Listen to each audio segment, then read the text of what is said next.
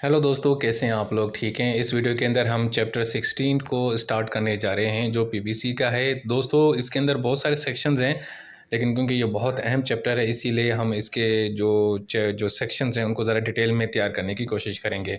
तो इस वीडियो के अंदर सेक्शन 299 से लेकर 303 तक जो सेक्शंस हैं हम उनको डिस्कस करेंगे। तो जनाब देखें, चैप्टर 2 और चैप्टर 4 कवर हो चुके हैं, बहुत इजी थे। अब चैप्टर 16 चल रहा है। तो इसमें जनाब सबसे पहले जो सेक्शन है 299, इसके अंदर कुछ डेफिनेशंस हैं। जनाब पीपीसी में एडल्ट का मतलब है कि वो शख्स जिसकी उम्र 18 साल है या उससे ऊपर है। उसके बाद लफ्ज़ अर्श, अर्श का मतलब है कि कंपनसेशन। जब आप किसी जुर्म के अंदर कोई कंपनसेशन पे करते हैं और वो कंपनसेशन जो है ना वो फिक्स्ड होती है और पीपीसी के अंदर वो मेंशन है कि आपने इतनी यानी कि कंपनसेशन पे करनी है। किसको? जो विक्टिम है और या उसके जो वारिस हैं, एयर्स हैं, आपने उसको पे करनी। ये है अर्श। उसके बाद ऑथराइज्ड मेडिकल ऑफिसर का मतलब है कि वो सरकारी डॉक्टर यानी जो सरकारी हॉस्पिटल में काम कर रहा है। ठीक है जी। और उसके बाद है दमन। दमन भी एक किस्म की कंपनसेशन है दोस्तों, लेकिन ये जो है ना ये अदालत के ऊपर होता है कि अदालत वो कितना यानी कि वो फिक्स कर रही है। ठीक है ना। ये फिक्स्ड नहीं होती, ये अदालत की सवाबदीद है। ये अदालत डिफाइन करती है कि आपने कितनी दमन देनी है। जो अर्श है वो फिक्स है, वो पीपीसी के अंदर लिखी हुई है। ठीक है। लेकिन ये जो दमन है ये अदालत के डिपेंड है कि जज साहब जितना आपके ऊपर दमन लगा दें, और वो भी आपने किसको पे करनी है? जो विक्टिम है और उसके जो वारिस हैं उनको पे करनी है। उसके बाद दियत। दियत भी एक कंपनसेशन होती है दोस्तों, और सेक्शन 323 के अंदर इसका जिक्र मौजूद है। और इसकी जो मिनिमम वैल्यू होती है ना वो 30,630 ग्राम सिल्वर की होती है। अब जब हम उसको कन्वर्ट करते हैं तो फिर जितनी रकम बनती है उस हिसाब से देनी होती है, और ये 1 जुलाई को इसकी डे जो इसकी वैल्यू है वो बताई दी जाती है। कम से कम 30,630 ग्राम सिल्वर, उससे मैक्सिमम जितनी आप पे कर सकते हैं। और ये भी आपने किसको पे करनी होती है? जो विक्टिम होते हैं उसके जो वेयर्स होते हैं, उसके जो वारिस होते हैं उनको देनी है। उसके बाद है फसाद फिल अर्ज़। इसका क्या मतलब है? देखें जी, फसाद फिल अर्ज़ में मतलब ये होता है कि एक शख्स ने कोई ऐसा जुर्म किया जिससे दहशत फैल गई, और उसने ये इसलिए यानी कि जुर्म किया ताकि लोगों के अंदर खौफ व हरास पैदा हो, नंबर 1। या वो माजी में भी इस तरह के जुर्म करता रहा है और बड़ी ब्रूटल किस्म से लोगों की इनको जराइम करता है, किसी का मर्डर करता रहा है।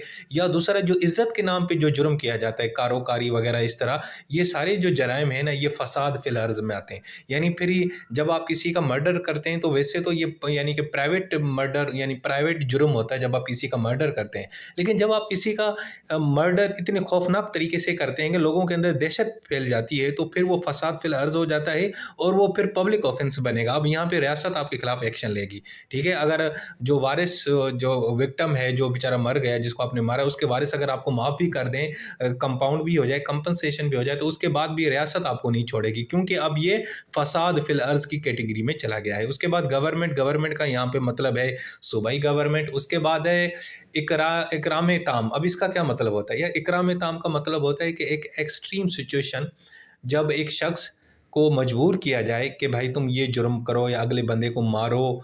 ठीक है। लेकिन आपके ऊपर एक प्रेशर हो। वो प्रेशर ये है कि भाई अगर तुमने ये अगर फलां बंदे को नहीं मारा तो हम तुम्हें मार देंगे, या तुम्हारे जिस्म का कोई हिस्सा काट देंगे, या तुम्हारी फैमिली को नुकसान पहुंचाएंगे, या तुम्हारी फैमिली में से किसी के साथ ज़िना बिल जबर किया जाएगा। जब इस किस्म की सिचुएशन होगी और आपसे कोई जुर्म किया, आपसे जुर्म करवाया जाएगा, तो उसकी सज़ा कम होगी, और जो आपसे जुर्म करवा रहा है उसको सज़ा ज़्यादा दी जाएगी। उसके बाद है इकराए नाक़िस। अब इसमें है ना दूसरी चीज़ें आ जाती हैं। यानी जो ऊपर मैंने आपको सिचुएशन बताई ना, जब आपको कोई ये यानी कि धमकी देगी भाई हमें तुम्हें मार देंगे, ये जुर्म करो, या तुम्हारे जिस्म का हिस्सा कोई काट देंगे, या ज़िना बिल जबर होगा, ये तुम्हारी फैमिली में से, या तुम्हारे साथ बिना यानी कि ज़िना किया जाएगा। तो उस इसके अलावा बाकी जो भी मजबूरियां हों वो आती हैं इकराए नाक़िस। यानी इसमें जो है ना ये माइल्ड कोरिजन होती है। यानी ऊपर वाली में तो भाई एक्सट्रीम किस्म की आपके ऊपर दबाव है ना, कि भाई ऐसा दबाव है कि भाई मुझे ये मार देंगे अगर मैं फलां बंदे को नहीं मारा, ये मेरे साथ ज़िना बिल जबर करेंगे अगर मैंने और किसी को नहीं मारा। लेकिन जो इकराए नाक़िस है उसमें जो कोरिजन है वो इतनी सीवियर नहीं है। उधर सिंपल ये है कि भाई अगर तुमने ये नहीं किया तो हम तुम्हें थप्पड़ मारेंगे, अगर तुमने ये जुर्म नहीं किया तो हम तुम्हें यानी तुम्हारी प्रॉपर्टी पे कब्जा कर लेंगे, मतलब छोटी मोटी चीज़ें, ज़्यादा नहीं। उसके बाद है लफ्ज़ माइनर। माइनर का मतलब है वो शख्स जो एडल्ट नहीं है, और offences in the name of honour का मतलब है वो क्राइम्स जो कस्टम के तहत किए जाते हैं, जैसे कारोकारी, सियाकारी, इस तरह। कत्ल का मतलब है किसी की यानी कि डेथ, किसी का मर्डर करना, किसी को मार देना। किसास का मतलब है इक्वल पनिशमेंट, यानी जैसे जुर्म किया है वैसी ही आपको सज़ा देगी, उस इंटेंसिटी के साथ दिया जाएगी। अगर आपने किसी का बाजू तोड़ा है तो आपका भी बाजू तोड़ा जाएगा। अगर आपने किसी का यानी कि आंख तोड़ी, आंख यानी कि आपने इंजर्ड की है तो आपकी भी आंख इंजर्ड की जाएगी। ठीक है, यानी कि सेम आपके साथ किया जाएगा जो आपने दूसरे के साथ किया। उसके बाद है ताज़ीर। ताज़ीर का मतलब है कि किसास, दियत, अर्श और दमन, इसके अलावा बाकी जो भी सज़ा अदालत देती है उसको ताज़ीर कहते हैं। वली का मतलब है कि वो शख्स जो किसास क्लेम करे, यानी एक शख्स है वो मर गया लेकिन उसका जो वालिद है या उसका जो गार्डियन है वो जो क्लेम करता है किसास, उसको हम बोलते हैं वली। ये हो गया 299, इसके अंदर डेफिनेशन से मैंने आपको बता दी। अब उसके बाद आता है सेक्शन 300। यार इसमें ज़िक्र है कत्ल अमद, यानी इंटेंशनल मर्डर। कत्ल अमद यानी क्या होता है यार? कत्ल अमद तब होता है जब आप, नंबर वन, आपकी इंटेंशन हो किसी को मारने की। जब आप किसी को गोली मारते हैं तो आपको पता होता है कि मैं गोली मार रहा हूँ तो अगला बंदा मर जाएगा, एक ये काम करें। दूसरा ये कि आपकी इंटेंशन हो किसी को ज़ख्मी करने की, लेकिन आप का मारने का ना हो, मतलब आपकी नीयत मारने की ना हो लेकिन आपको ज़ख्मी करने की हो, लेकिन आपको ये पता है कि यार मैं इसको जिस तरह ज़ख्मी कर रहा हूँ ना, इससे ये मर जाएगा। या ये हो, या दूसरा ये है कि आपको पता हो कि मैं यार जो इसके साथ ये हरकत कर रहा हूँ ये इतनी खतरनाक है, ये इसमें मर भी सकता है, लेकिन फिर भी आप वो करते हो। हालाँकि आपकी नीयत नहीं है, लेकिन आपको नॉलेज है, आपको इल्म है कि आपकी इस हरकत से ये बंदा मर सकता है। तो ये 3 काम अगर कोई करता है तो वो शख्स यानी उसने क्या किया है? कत्ल अमद किया है। सिंपल हो गया। यानी हम समझते हैं कि सिर्फ किसी को इंटेंशनली मार देना ये कत्ल अमद है, नहीं, उसमें ये भी इंटेंशनल है कत्ल अमद, साथ में किसी को इस तरह की जख्म, चोट पहुंचाना, और आपको इल्म भी हो, नॉलेज भी हो, और उसके बाद वो बंदा मर भी जाए तो वो भी कत्ल अमद की कैटेगरी में आता है। अब इसको हम 2 तरीके से देख सकते हैं यार। एक तो इंटेंशन है, the person wants to kill, जब आप किसी को मारना चाहते हैं और आप मार भी देते हैं तो ये कत्ल अमद है। दूसरी कैटेगरी ये होती है जब आपकी नॉलेज होती है कि भाईजान मैं ये जो हरकत कर रहा हूँ इससे ये बंदा मर सकता है, लेकिन आपकी नीयत नहीं होती, आपकी नीयत होती है सिर्फ जख्म पहुंचाने की, चोट पहुंचाने की, लेकिन फिर भी वो मर जाता है क्योंकि आपको पता था कि भाईजान ये जो मैं हरकत कर रहा हूँ इससे ये बंदा मर सकता है, लेकिन मेरी नीयत नहीं है, मेरी नीयत है बस जख्मी करना। तो अगर उसके बाद वो मर जाता है तो वो भी कत्ल अमद कहलाएगा।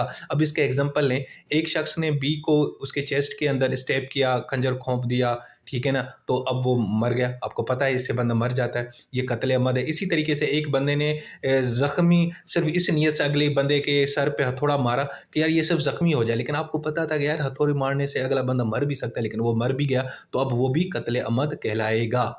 ठीक है जी। उसके बाद है सेक्शन 301। इसमें जनाब भी कत्ल अमद के बारे में बताया गया है कि आपकी इंटेंशन किसी और को मारने की होती है लेकिन बीच में कोई और आता है और वो मर जाता है, तो वो कत्ल भी कत्ल अमद यानी इंटेंशनल मर्डर कहलाएगा। मिसाल है, ए ने बी को शूट किया उसको मारने के लिए, लेकिन वो बुलेट जो है ना उसको नहीं लगी बल्कि सी को लगी। तो इवन कि अब ए जो था ना वो सी को नहीं मारना चाहता था, वो तो बी को मारना चाहता था, लेकिन क्योंकि उसकी नीयत थी बी को मारने की लेकिन सी मर गया, तो फिर भी जनाब ये कत्ल अमद कहलाएगा। इसी तरीके से ए ने ना बी का जो घर है उसको आग लगा दी इसलिए ताकि बी मर जाए, लेकिन बी बच गया, लेकिन उसमें बेचारा एक सी था मेहमान, वो मर गया, तो अब जनाब ए के ऊपर फिर भी कत्ल अमद लगेगा। ठीक है जी। 301 हो गया हमारा। उसके बाद है 302। इसमें है कत्ल अमद की पनिशमेंट। पहली पनिशमेंट है भाई किसास, यानी रिटेलिएशन, यानी अगर आपने किसी को मारा है तो आपको भी मारा जाएगा।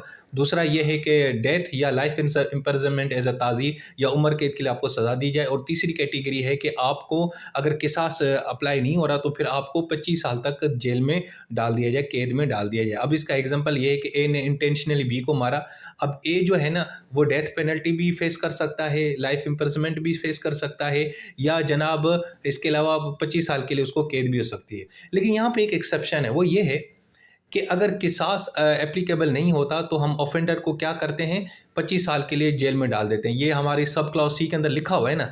लेकिन अगर एक बंदे ने फसाद फिल अर्ज किया है, ठीक है ना, तो भाईजान फिर उसको ये 25 साल वाली कैद नहीं होगी, बल्कि फिर उस बंदे को किसास या लाइफ इम्प्रिजनमेंट एज ए ताज़ीर सज़ा होगी। मेरी बात समझ रहे हो? अगर एक शख्स ने किसी का मर्डर किया है और वो फसाद फिल अर्ज़ के तहत किया। फसाद फिल अर्ज़ क्या है? यानी उसको इस तरह मारा है कि पूरे माशरे में यानी कि खौफ फैल गया है, या इतने ब्रूटल से मारा है, उससे दहशत फैल गई है, या उससे पूरे माशरे को एक थ्रेट पहुंचा है, तो जनाब फिर हम उसको 25 साल की सज़ा नहीं देंगे। यानी उसके ऊपर भी किसास और ताज़ीर यानी लाइफ इम्प्रिजनमेंट और डेथ की सज़ा अप्लाई होगी। यह है 302, और 302 के अंदर कत्ल अमद की सज़ाएँ हैं। क्लियर हो गया?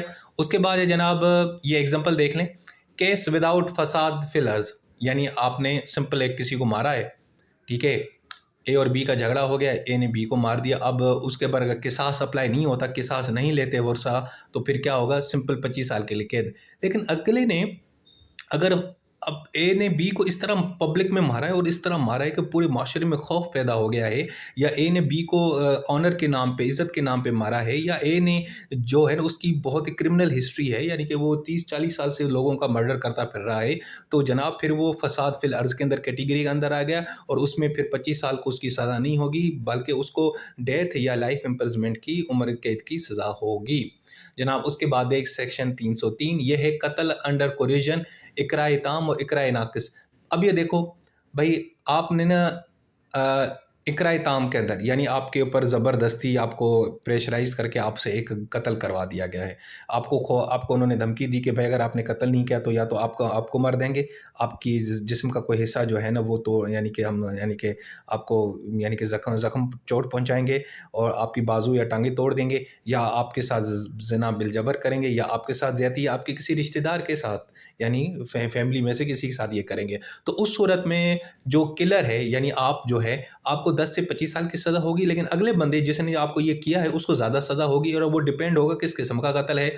लेकिन अगर कत्ल अंडर इकराए नाकिस, यानी जहाँ पे ज़्यादा आपके पास ज़्यादा सख्त सिचुएशन नहीं थी, यानी आपके ऊपर दबाव था लेकिन ज़्यादा दबाव नहीं था, तो उस सूरत में आपको वो यानी कि आपको वो सज़ा मिलेगी जो आपने कत्ल किया है, जिस तरह का कत्ल किया है वही सज़ा मिलेगी, और जिसने आपको प्रेशराइज़ किया उसको कम सज़ा मिलेगी, यानी उसको कम से कम 10 साल तक सज़ा होगी। ठीक है ना? क्योंकि यार इकराए ताम के अंदर तो आपके पास ऑप्शन नहीं है ना, तो उसमें आपको कम सज़ा 10 साल, और अगले बंदे को वो सज़ा मिलेगी जो उसने कत्ल किया है, यानी जिस किस्म का कत्ल था उससे कम सज़ा होगी जिसने आपको दबाव डाला है।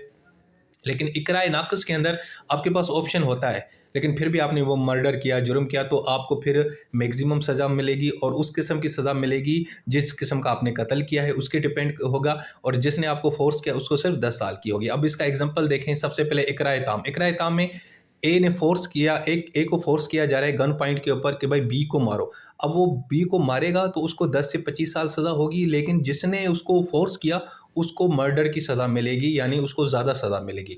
लेकिन इकराए नाक़िस के अंदर आपको थ्रेट किया जाता है, धमकी दी जाती है कि भाई अगले बंदे को मार दे, फ़ोन पे धमकी दे रहा है, और फिर भी आपके पास ऑप्शन है कि आप नहीं मार सकते बी को, लेकिन फिर भी आप मार देते हो, सिर्फ धमकी फ़ोन के ऊपर, व्हाट्सएप के मैसेज के ऊपर आपने किसी को मार दिया, तो जनाब उस सूरत में फिर आपको जो सज़ा होगी ज़रा सख्त दी जाएगी, यानी आपको मर्डर की सज़ा दी जाएगी, और जिसने आपको ये धमकी दी थी उसको 10 साल तक सज़ा दी जाएगी। सो दोस्तों, ये हैं सेक्शन 303 तक। ठीक है जी, मैंने सिंपल करके बताया, इजी करके 303, 302, 301, 300 और 299। अपना बहुत सारा ख्याल रखें। टेक केयर, अल्लाह हाफिज़।